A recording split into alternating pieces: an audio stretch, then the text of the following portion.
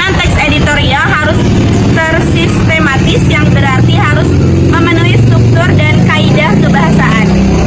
Teks juga harus logis, artinya masuk akal dan tidak imajinatif. 3. Argumentatif. Teks editorial berisi pendapat pribadi dari redaksi.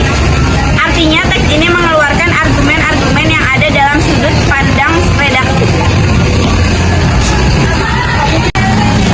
1, 2, 3. Struktur teks editorial. Yang pertama, pernyataan pendapat atau tesis. Berisi sudut pandang penulis terhadap permasalahan yang diangkat, berupa pernyataan atau teori yang diperkuat. Struktur teks editorial.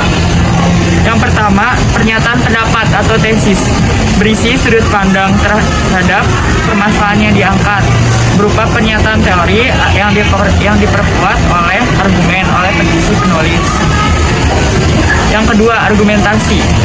Bentuk alasan atau bukti yang digunakan untuk memperkuat pernyataan tesis.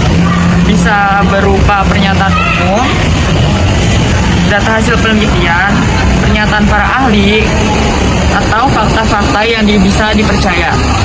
Yang ketiga, penegasan ulang atau reiteration. Berisi penguatan kembali atas pendapat yang telah ditunjang oleh fakta-fakta dalam argumentasi. Bahasan teks editorial. 1. Adverbia merupakan kata keterangan yang ada dalam teks editorial. 2. Konjungsi merupakan kata penghubung. Biasanya banyak ditemukan konjungsi antar kalimat seperti bahkan, malahan, dan sesungguhnya. 3.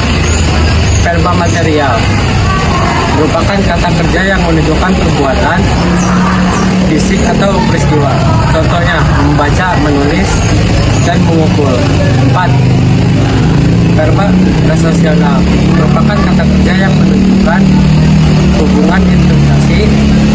Pengertian A adalah B dan mengandung pengertian A mempunyai